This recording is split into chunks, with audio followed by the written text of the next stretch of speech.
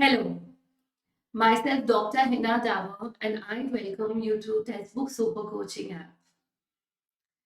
In this session, we are going to study about models of curriculum development, one of the most important topic of your UGC NET syllabus, and one of the most prominent area जहाँ से question for sure exam में आएगा. That means there is not even a single thought. आप ये नहीं सोच सकते कि क्या इस बार इसमें से क्वेश्चन आएगा या नहीं आएगा. That means यहाँ से आना ही है question. So, we will be starting with one of the most important topics today, that is models of curriculum development. So, the agenda of this session will be to cover the what is the basic definition of curriculum design and curriculum development. I repeat, I will be telling you, I will be explaining you what is curriculum design and what is curriculum development. You अभी सोच रहे होगे कि ma'am ये दोनों ही similar terms है but I will tell you what exactly is the difference between design and development. The second important thing that we will be discussing in the today's session will be present session will be the two models that we are going to study today. The most important model. One is your Taylor model, other is your Tapa model. And at the end, I'll also explain you the difference between the Taylor and the Tapa model. So, before beginning with the basic definition of curriculum design, I just have a question. Exactly, पहली चीज तो ये आती है कि curriculum itself क्या होता है. I know you know what is the curriculum, but we are going to right now revise what is a curriculum. Clear? So, अगर हम बात करते हैं curriculum की, curriculum, इसमें दो नहीं तीन शब्द आते हैं. Curriculum is the sum total. Sum total किसका? करिकुलर एस्पेक्ट्स का, यानी पाठ्यक्रम में जो एकेडमिक सब्जेक्ट्स है करिकुलम. फिर आता है core curriculum. That means co-scholastic. That means the children who are going to play, who field activities, art, music, dance, drama, all the kind of other activities, morning assembly, which are organized in the school. And the third one is learning experiences, which gives you the practical value. That means अगर कोई बच्चा school जा रहा है, वो class में पढ़ाई कर रहा है, for example he is learning और studying about Newton's law of motion, उसको न्यूटन्स के लॉ पढ़ाए जा रहे हैं. को करिकुलर का मीनिंग हुआ जब बच्चा स्पोर्ट्स में music, dance, drama, morning assembly में participate. Now, what is learning experiences? जब हम असेंबली में खड़े होते हैं, फॉर एग्जाम्पल हमने 26 जनवरी का रिपब्लिक डे का सेलिब्रेशन चल, you will realise there will be lot of, हम लोग काफी सारे पेट्रियोटिक सॉन्ग करते हैं, देशभक्ति के गाने गाते हैं. You will have lot of play sessions also, theatre sessions also in the school, drama होगा. उस समय पे आप रियलाइज करते हैं जैसे ही कोई देशभक्ति का गाना आता है, आपके गूस बम्स आ जाते हैं. For a second, you have that strong feeling for the love of your nation. What is that? Part of learning experiences. Now, if you take an example of the curricular aspect, आपने सीखा to every action is a reaction. आपने उसका practically example देखा, जितना तेज speed करा उतनी तेज गाड़ी आगे भागी. So again, you have noticed to every action there is a reaction. आपने उसको practically उसको study करा, practically उसको समझा, and you were able to see the valid results. Even this is an example of learning experiences. So yes, curriculum is the sum total of curricular plus co-curricular plus learning experiences. So I hope इसमें अब कोई गलती हम कभी नहीं करने वाले. So the next time I ask you students what is the definition or what is the basic concept of curriculum, so the moment I say this, आपका आंसर आना चाहिए ma'am it's a sum total of curricular plus co-curricular plus learning experiences. Okay. Now when I sit down to design a curriculum, मैं सोच रही हूँ कि मैं इस बार क्लास 5th के बच्चों के लिए curriculum डिजाइन करूँ. बस मैंने सोचा क्या I can make a curriculum just by thinking that I have to make. No. I have to prepare a curriculum draft for the students of class 5th. Is that the second's job?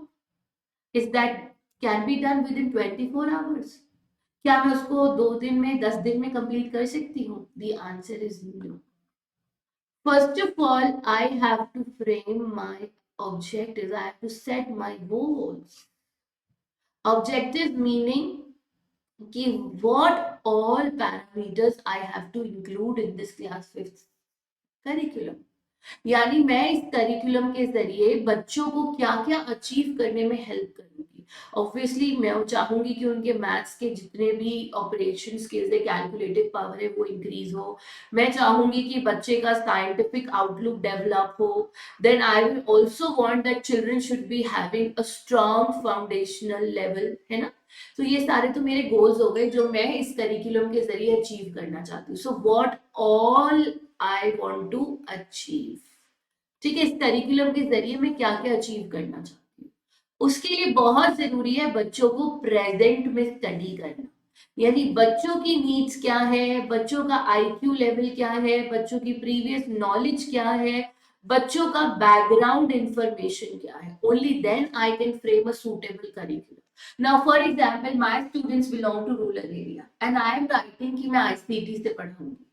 So there will be a problem because हो सकता है rural area में काफी बच्चों को ICT technology use ही ना करनी आती होगी. So that is very important कि सबसे पहले आप उनकी नीड्स को एनालाइज कीजिए एंड देन आप अपने ऑब्जेक्टिव्स को सेट कीजिए. So the first point is to set the objectives after analysing the needs of the learners. Clear? So the very first step is to, आपको क्या करना है फर्स्ट स्टेप में, बच्चों का नीड्स को आइडेंटिफाई करते हुए ऑब्जेक्टिव्स फ्रेम करने हैं. Clear? So the first point is to set the objectives of the learners for the learners, sorry, you have to set the objectives for the learners by analyzing their needs. So first step is objectives after analyzing the needs of the learners. Now the second step is planning. Planning का मतलब होता है आप इन objectives को achieve कैसे करोगे, how to achieve these objectives. आपने ये जो ऑब्जेक्टिव सेट करे आप उनको अचीव कैसे करने वाले हैं. सो इसमें दो चीज आती है. पहला होता है design, the second one is develop. Design means आप you are framing the blueprint. देखिए, अगर you want, I want to wear a coat suit. Okay, I want to wear a coat suit, a blazer suit on my birthday.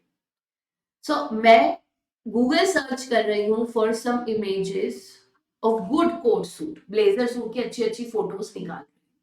And then I went to the tailor और मैंने Taylor को वो images share करा जिस तरह का मुझे suit चाहिए, the kind of blazer suit I want. I am sharing those pictures to the tailor and tailor is making a rough picture of it.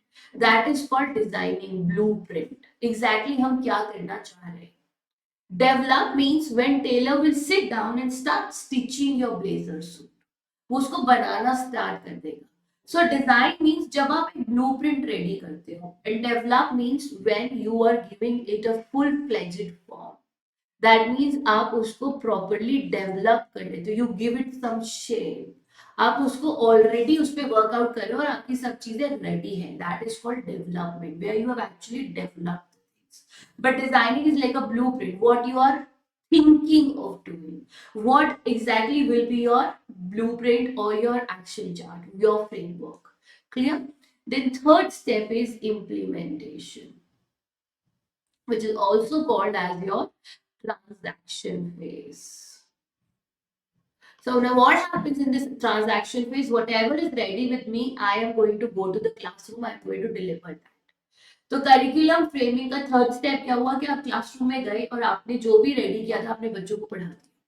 So teach, अब आपके प्लानिंग में जैसे टीचिंग मेथड्स आते हैं, टीचिंग एड्स आते हैं, teaching strategies आते हैं, ये सब कुछ आपका प्लानिंग में आता है, even your content.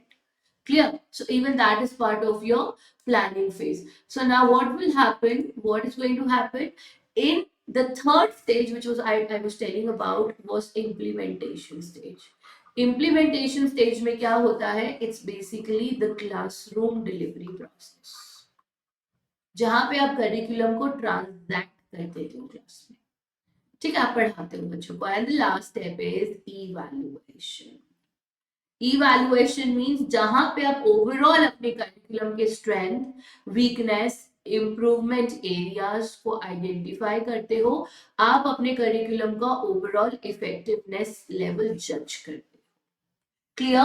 So the shortcut to remember your complete curriculum process is OPIE, which is the shortcut given by us to our students. Objectives, O for objectives यानी आप बच्चों की नीड्स को एनालाइज करते हो, उनके लिए गोल सेट करते हो। पी मीन्स प्लानिंग, जिसमें आपका डिजाइनिंग एंड डेवलपमेंट दोनों आता है। डिजाइनिंग एंड डेवलपमेंट में teaching methods, teaching ads, content, आपका असेसमेंट टूल्स, सब कुछ आप रेडी करके रख देते हो। इम्प्लीमेंटेशन इज आप क्लासरूम में गए, आपने वही सब बच्चों को डिलीवर कर दिया। एंड इवैल्यूएशन मीन्स जो ये ऑब्जेक्टिव्स आपने सेट करे थे, क्या ये ऑब्जेक्टिव्स अचीव हो गए या फिर नहीं? Are you able to achieve those objectives which you have set in the step number 1? If yes, your evaluation is successful. If not, what all improvement is to be done in the next cycle? Fine. So I hope this will be on your tips now, that what exactly is OPIE and what is design and what is development. So now I will be moving towards the session in which I will be telling you now. I've given a week complete idea कि curriculum design क्या होता है.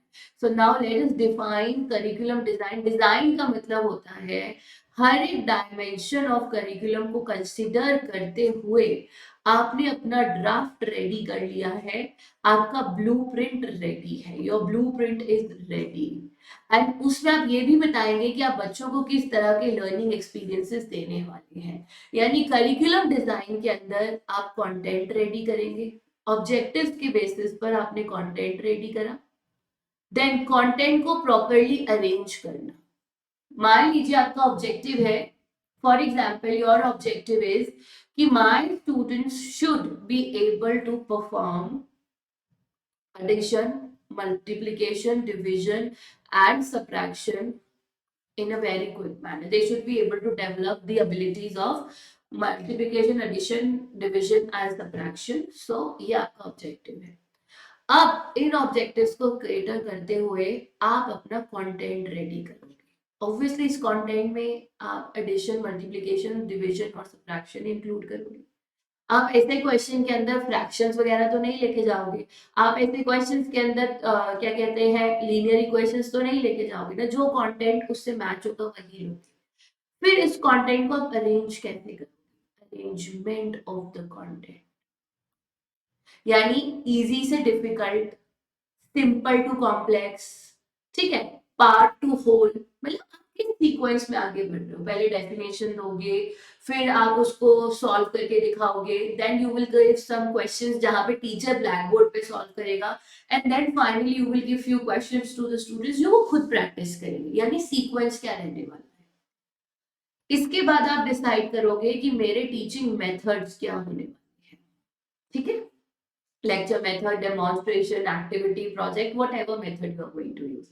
Then मैं इसके साथ teaching ads क्या use करूंगा? क्या मैं क्लास में प्रोजेक्टर पे सिखाऊंगा, स्मार्ट क्लासरूम है, पीपीटी यूज करूंगा, या फिर मैं चार्ट लेके जाऊंगा, और I will be using some models. So what kind of teaching aids, and then आप इनका असेसमेंट कैसे करोगे? यानी बच्चे को समझ आ गई है हर चीज, उसको समझ आ रहा है या नहीं। फॉर्मेटिव और समेटिव असेसमेंट के लिए आप जो भी टूल्स यूज करोगे वो यहीं पर ही रेडी हो जाए। So before implementing everything will be ready in the planning stage. Clear? So even curriculum design is a part of the planning stage. Now अब मॉडल्स क्या होते हैं? करिकुलम डिजाइन तो समझ आ गया जब हम ब्लूप्रिंट रेडी करते हैं। अब ये ब्लूप्रिंट को रेडी करना एक सिस्टमैटिक मैनर में is the part of models. आपने जो भी ब्लूप्रिंट रेडी करा है सिस्टमैटिक मैनर में, स्टेप बाय स्टेप मैनर में, वो कैसे करा है? It is with the help of these models. So what happens, model का मतलब होता है a step by step procedure, a systematic manner of preparing your curriculum. So giving your curriculum a holistic, a complete form, a complete holistic comprehensive form is done with the help of the models. यानी ये model क्या करते हैं, संरचना करने में आपकी help करते हैं. I hope by now everything is clear. अगर कहीं पे भी कोई डाउट है तो you have a doubt section on your app, आप वहां जाके अपनी डाउट पोस्ट कर सकते हैं. I clear your. Okay, along with that अगर आपको कभी भी कोई डाउट रहता है आप मुझे टेलीग्राम पे भी पोस्ट कर सकते हैं. I clear your doubt. So I hope वैसे कोई डाउट होगा नहीं. I know my students, you all are able to, actually learn the things in the class itself. So, if in case you find any sort of doubt, I'm there for you always. चले हम models की तरफ चले. So the very first model is traditional model or the Taylor's model. So from the photo itself it is clear किसने दिया है model, ये model दिया है Ralph Tyler. And the other name of this model is objective centered.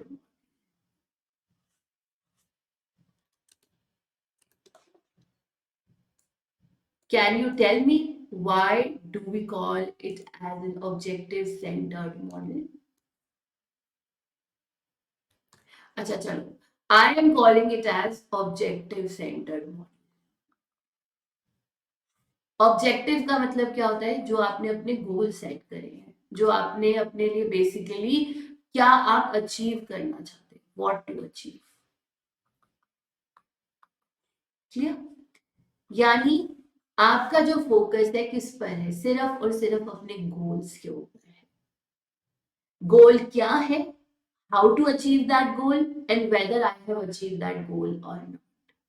इसी reason से इस model को कहा जाता है objective centred model, because all the time आपकी जो साइकिल है ना वो इसी बात पे घूमती है कि क्या मैंने गोल सेट किया और मैं उसको कैसे अचीव कर लूं, एंड देन फाइनली ये जज करना whether I have achieved it और not. This is the reason आप इसको एक ऑब्जेक्टिव सेंटर्ड मॉडल बोलते हैं, given by Ralph Tyler. Clear? And इसको ट्रेडिशनल मॉडल इसलिए कहा जाता है, why, because it is the oldest model. ये सबसे पुराना, it is one of the oldest model. Clear? अब इस मॉडल में होता क्या है, इस मॉडल में आपके पास रहते हैं total 4 steps. This model has total 4 steps, जिसको आप 4 प्रिंसिपल्स भी कह सकते हो, जिसको आप 4 क्वेश्चंस भी कह सकते हो. अब एग्जाम में कंफ्यूज नहीं होना कि मैम स्टेप्स है या प्रिंसिपल है, क्वेश्चन है. एग्जाम में वो आपको कुछ भी लिख सकते हैं, स्टेप्स, प्रिंसिपल्स और question. So the very first step is to set your objectives. जो मैंने अभी आपको 4 स्टेप्स बताए ना वही है OPIE. दैट मीन्स आप क्या अचीव करना चाहते हो, व्हाट टू अचीव. और उन ऑब्जेक्टिव्स को फ्रेम करने के साथ साथ आप लर्नर्स की नीड्स को भी आइडेंटिफाई करते हो, लर्नर की नीड्स और आपके सब्जेक्ट की need. What do you mean by subject? Subject मतलब आपके एकेडमिक्स की जो नीड है, एकेडमिकली आपकी क्या नीड है. क्लियर? स्टेप नंबर 2 जो होता है वो होता है आपका प्लानिंग. प्लानिंग में क्या क्या आता है आपका, इन ऑब्जेक्टिव्स को अचीव करने के लिए क्या कंटेंट होगा, कैसे आप उस कंटेंट को अरेंज करेंगे, देन आप लोग क्या टीचिंग मेथड्स यूज करोगे, देन क्या टीचिंग एड्स यूज करोगे, and then finally what will be your assessment rules. Clear? Third step से इम्प्लीमेंटेशन, ट्रांजैक्शन. यानी आप क्लासरूम में जाके ये सब कुछ प्रैक्टिकली स्टूडेंट्स के साथ फॉलो करो. You will teach the students. And the fourth one is evaluation. To check whether आपके जो ये objectives हैं ये अचीव हुए या नहीं हुए. So the fourth step is evaluation. Fine? बढ़िया से clear?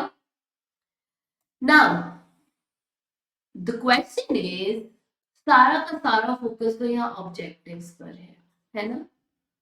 इन ऑब्जेक्टिव्स के लिए आपके लिए बहुत जरूरी है ये जानना कि आपके पास क्या क्या सब्जेक्ट्स अवेलेबल है एकेडमिक्स के जिनको आप पढ़ाना चाहते हो स्टूडेंट्स को।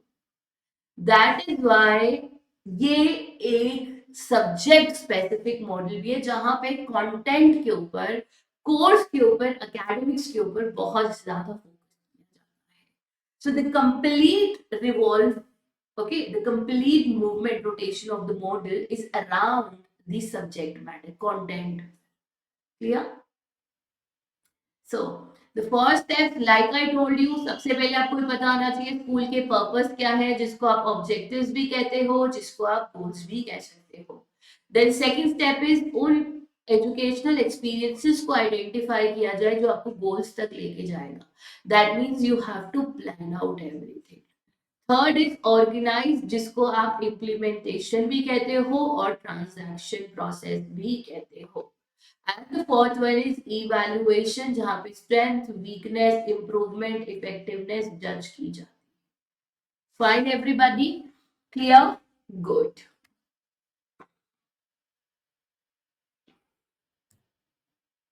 So remember, this model is more subjective in nature. That means यहाँ पर कंटेंट, एकेडमिक सब्जेक्ट्स को ज्यादा इंपॉर्टेंस दी जाती है। Subject matter, subject centred model है।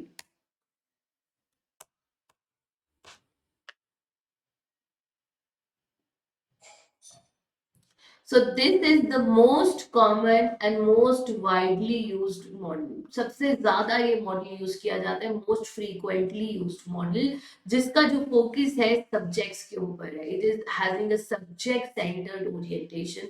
दैट मींस यहाँ पर विषय विषय पे सबसे ज्यादा फोकस किया जाता है। That means your academic part, your subjects, course curriculum, course के ऊपर यहाँ फोकस किया जाता है। So the complete curriculum is revolving around the content, the subject matter, the courses, the subjects to be studied. Clear? And yes, coming to the most important point, आपको क्या लगता है? What do you think? Is it easy to frame the course? यानी course बनाने का यहाँ पे जो रिस्पॉन्सिबिलिटी है वो हायर अथॉरिटीज के पास रहता है। The higher authority is going to decide everything, because यहाँ फोकस किस पे है? सब्जेक्ट्स के ऊपर। सब्जेक्ट मतलब आपके जो एकेडमिक कोर्स है, विषय के एकेडमिक कोर्सेज के ऊपर यहाँ पे फोकस है। तो ये सारा रूल किसका रहता है? ये हायर अथॉरिटीज यानी स्कूल के प्रिंसिपल्स कह लीजिए, या फिर स्कूल की ड्यूटी होती है पूरा का पूरा कोर्स को रेडी करना, करिकुलम को रेडी करना, कौन कौन से सब्जेक्ट्स पढ़ाए जाएंगे, ये सब कुछ कौन डिसाइड करता है? स्कूल के principals. And then this is inform to the teachers and then teachers will inform that to the students. इसी रीजन से ये model top down approach follow करता है। Which approach? Top down approach. Clear to everybody? तो ये जो model है ये टॉप डाउन अप्रोच फॉलो करता है। Why? Because everything has to be controlled by the school. School is going to inform the teacher and teachers will inform the students.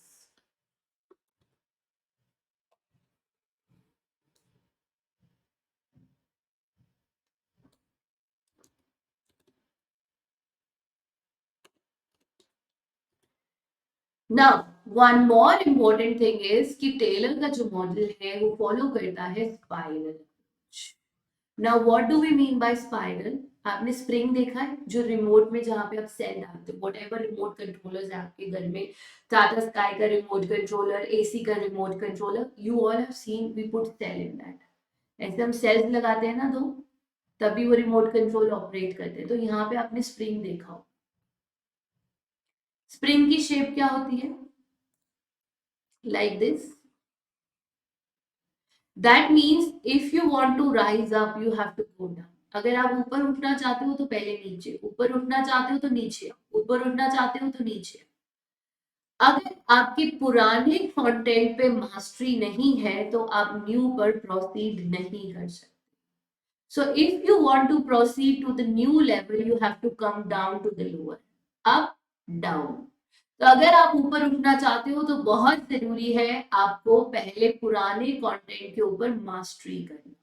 So unless you don't have the mastery over the previous content, you cannot move to the next level. This is called as your spiral approach. So you need to progress. For that, you need to have complete mastery over the previous content.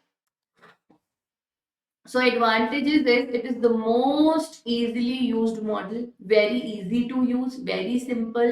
अगर आप बच्चों का marks check करना चाहते हो, effectiveness of the teaching method check करना चाहते हो, बहुत सिंपल है. पहले बच्चों का टेस्ट लो, लेक्चर मेथड से पढ़ाओ, फिर दोबारा टेस्ट लो. पहले बच्चों का टेस्ट लो, प्री टेस्ट, देन आप उनको एक्टिविटी मेथड से पढ़ाओ, देन पोस्ट टेस्ट. दोनों को कंपेयर कर दो, पता लग जाएगा कौन सा मेथड इजी है. So this is how this model will help you to check out the effectiveness of different methods. It's most commonly used, it's most widely used. देखा जाए तो ज्यादा स्कूल में एकेडमिक्स पे ज्यादा फोकस किया जाता है. So there is less focus on the child, there is more focus on the subject and the content to be delivered. जैसे अभी भी हम देखें तो फिलहाल एनटीए की तरफ से ये है कि हमें आपको सारा कंटेंट पढ़ाना है. आपकी चॉइस तो नहीं है ना यहाँ पे, you have to study. Clear. And the disadvantage is learner की नीड्स पर यहाँ फोकस नहीं किया जाता है. So the needs of the learners are not addressed. Then learner का रोल यहाँ पे कैसा है? Passive. Learner is not an active one.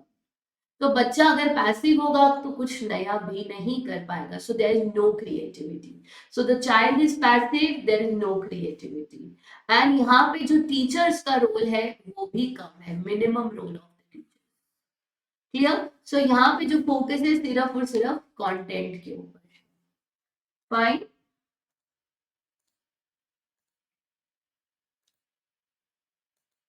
And now we proceed towards the next model,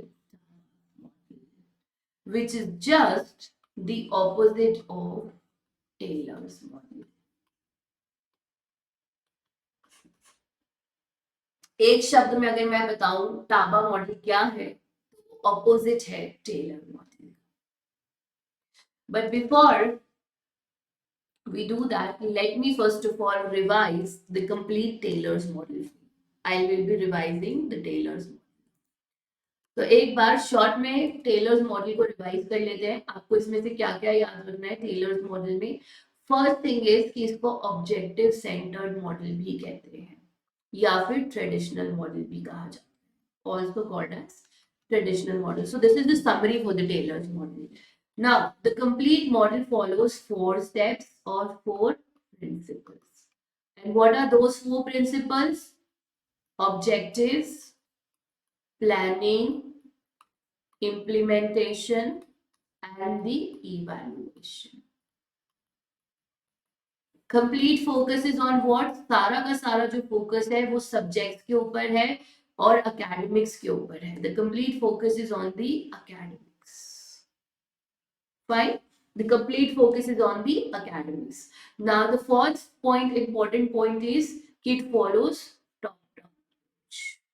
क्यों? क्योंकि मेन रोल यहाँ पे किसका रहता है? स्कूल का, या फिर आप कह सकते हो प्रिंसिपल्स का. मैक्सिमम पावर जिसको आप कहते हैं, मैक्सिमम पावर किसके पास है? मैक्सिमम ऑटोनॉमी कह लीजिए किसके पास है? स्कूल के पास, हेड्स के पास.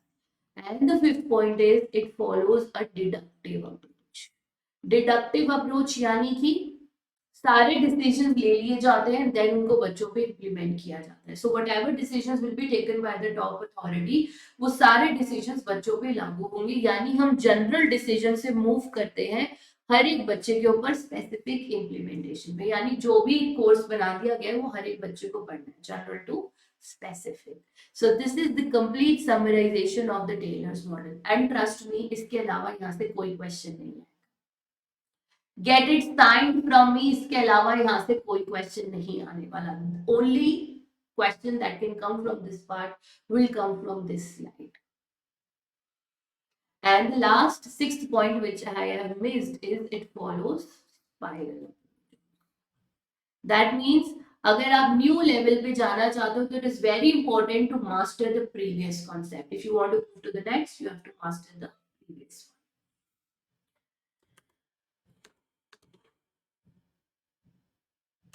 Now, we will be moving towards the Taba model, which is just the opposite to Taylor's model. Opposite to Taylor's model.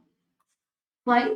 That means यहां क्या होता है, what does Taba model does. Taba model का meaning समझिए पहले.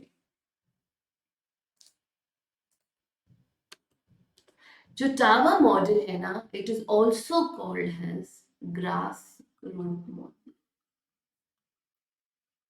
Grass का मतलब क्या होता है, जमीन से जुड़ा हुआ, ऐसे ही होता है ना ग्रास. रूट्स मतलब नीचे जो होते हैं, है ना. यानी you should have a strong foundation. देखिए, अगर आपके रूट स्ट्रॉन्ग नहीं है तो obviously there will be a strong wind और आप उड़ जाओगे.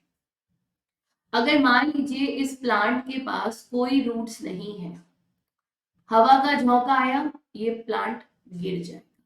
एंड वहीं अगर इस प्लांट के जो रूट्स हैं वो बहुत स्ट्रांग है, तो वो यहाँ से ग्रिप बहुत स्ट्रांग रहेगा. when the strong will be coming, this grip will hold the plant tight. Am I right? और हमारा स्ट्रॉन्ग फाउंडेशन, एक बच्चे का, एक चाइल्ड, एक स्टूडेंट का स्ट्रॉन्ग फाउंडेशन कब होता है, जब टीचर उसकी नीड्स को स्टडी करता है. So teacher is going to identify the needs of the students and then teacher will frame the curriculum. जबकि टेलर मॉडल में क्या होता था, करिकुलम स्कूल बनाता था एंड देन उसको स्टूडेंट्स पे इंप्लीमेंट किया जाता था. टेलर टाबा ऑपोजिट है. यानी टाबा मॉडल में teacher plus students will decide the curriculum and वो करिकुलम बता दिया जाएगा स्कूल अथॉरिटीज को. दैट मीन्स टॉप डाउन की जगह हो गया bottom up. Clear. So top down की जगह हो गया बॉटम अप मॉडल. सो यहाँ पे आप specific needs of the students को स्टडी करते हुए जनरल करिकुलम बनाते हो, which is called as your inductive approach. It's just the opposite of the tailors model. That means आप स्पेसिफिक से जनरल की तरफ जाते हो, ना कि deductive approach. It is the inductive approach. Fine. So the duty of the teacher is to identify the needs of the students and then frame the curriculum.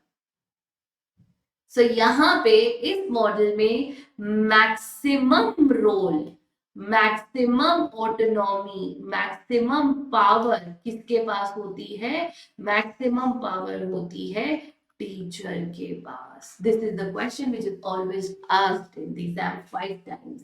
Democratic role teacher का कहाँ होता है, टाबा मॉडल में होता है democratic role.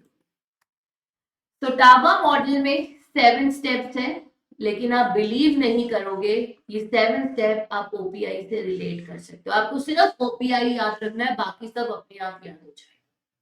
तो पहला step OPI में क्या होता है, objectives banana.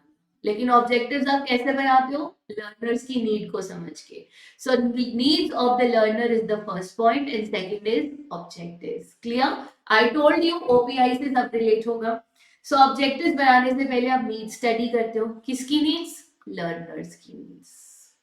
Second step is objective. Third is planning. मैंने आपको बताया ना ओपीआई में क्या होता है, प्लानिंग. प्लानिंग में क्या क्या आता है आपका, कंटेंट. तो third step is content. Fourth मैंने आपको क्या बताया था, और arrangement of content. I said you ना, इट्स और arrangement of content, simple to complex, difficult to easy और easy to difficult. So the fourth step is organisation of the content. Clear. Then मैंने I told you after the arrangement of the content, it is teaching methods and teaching aids. Am I right? So the fifth point is your selection of learning experiences, where you will have your teaching methods and teaching aids. Then sixth point is implementation, OPI implementation, and seventh point is your evaluation. The same procedure exactly as it is. So organization means implementation, in which एक proper sequence में आप हर एक चीज class में जाके translate कर देते हो, डिलीवर कर देते हो. एंड इवैल्यूएशन में आप ये चेक करते हो whether objectives have been achieved और not. So if I draw OPI for these steps, let me show you. So I told you OPI. So the first step is needs, second step is objectives. ये दोनों किस में आ गए, ओ में. Then third step is your content, selection of content. Fourth step is arrangement of content. And fifth step is learning experiences. Am I right? ये किस में आ गया? प्लानिंग फेज में. सिक्स्थ इज ऑर्गेनाइजेशन, जिसका दूसरा नाम होता है इम्प्लीमेंटेशन, या फिर आप कह सकते हैं implementation, practical implementation, practical work, transaction, delivery, classroom delivery, आप उसे कुछ भी कह सकते हैं. सो implementation. And the seventh one is evaluation, that is OPI evaluation. So just remember OPI, बाकी सब कुछ खुद ही हो जाएगा. Clear? Fine. Now what is the biggest advantage of this model? It is user learner friendly. It is learner friendly. Fine. तो basically Taylor's model में क्या रहता है? टेलर्स मॉडल में मैक्सिमम पावर किसके पास होता है? Maximum power, maximum freedom, maximum democracy यहाँ पे किसके पास रहती है? टीचर के पास. So teacher with the students is going to make the curriculum, and that curriculum will be informed to the top authority. Fine. So this is the question which comes. मैं आपको सारे कीवर्ड दे रही हूँ. Maximum power, maximum freedom, democracy, maximum autonomy. Autonomy means responsibility. Again, it is with the teachers. So I hope this will be very clear. Now we will make a summarization of Taylor's model, the concept map, Taba's model, sorry. So it is called as grassroots. Then maximum freedom, power, democracy, autonomy is with the teachers. Clear? Total 7 steps, which I told you. First is objective, जिसमें needs and objectives आते हैं. P में आता है आपका content, arrangement of content and learning experiences. Then is your I, implementation, and then it is your E. So 3, 4, 5, 6, 7 steps. Then it follows bottom up approach. I explained you why, because teacher is making the curriculum with the students. Next is it follows inductive approach. Why inductive? Because from analyzing बच्चों की needs को समझते हुए, which is specific in nature, आप बढ़ते हैं towards a general curriculum. So after analyzing the needs of your learners, you are going to draft a curriculum for your students. Fine. So these are the main points of the Taba model, and it is just the opposite of Taylor.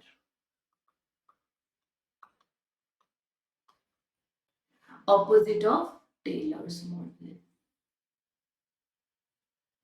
Thumbs up. Hilda Taba. So this model was given by whom? Hilda Taba.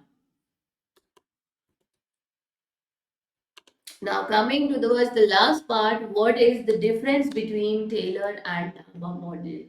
So the basic difference is in Taba model is inductive in nature. Why inductive? Because आप move करते हो from the specific needs of the learners towards the general curriculum.